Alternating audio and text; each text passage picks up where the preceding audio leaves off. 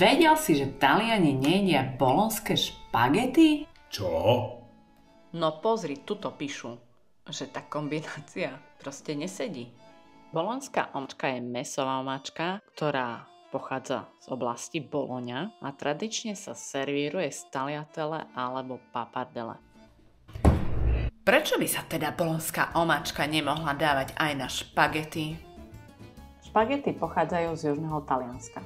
Mesto Bologna je v severnej časti. Je to hlavné mesto regiónu Emilia-Romagna. A tu považujú za tradičné tagliatelle. Čiže nedáva to logiku, aby Bolončania používali cestoviny z južného Talianska a uvádzali to ako svoje tradičné jedlo. To je ako keby sme dali do halasle krevety a povedali by sme, že mňam, aká výborná maďarská polievka.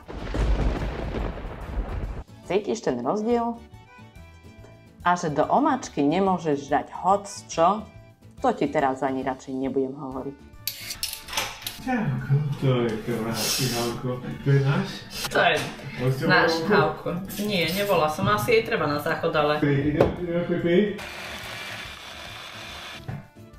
Posekanú zeleninu dám do hrnca, pridám olivový olej a restujem pomaly asi tak 10 minút. Pridám pomleté mäso a vareškou ho tak rozbijem, aby neboli z neho také kusky, ale bolo čo najjemnejšie. Následne pridám víno, dala som aj bobkový list a tymián. Teraz pridám paradajky, takto to varím asi hodinu.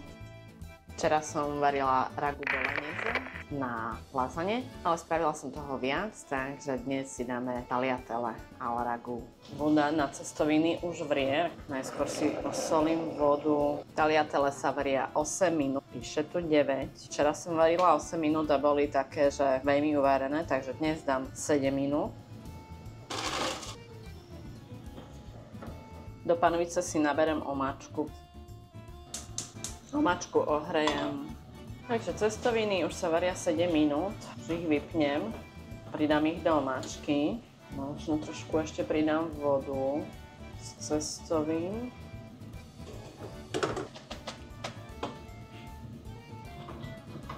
Takže omáčku som tiež už vypla. Teraz to dobre premiešam. Olivového oleja a zvýrazní chute. Môžem to nabrať. No a navrch pridám parmezánový typ syra.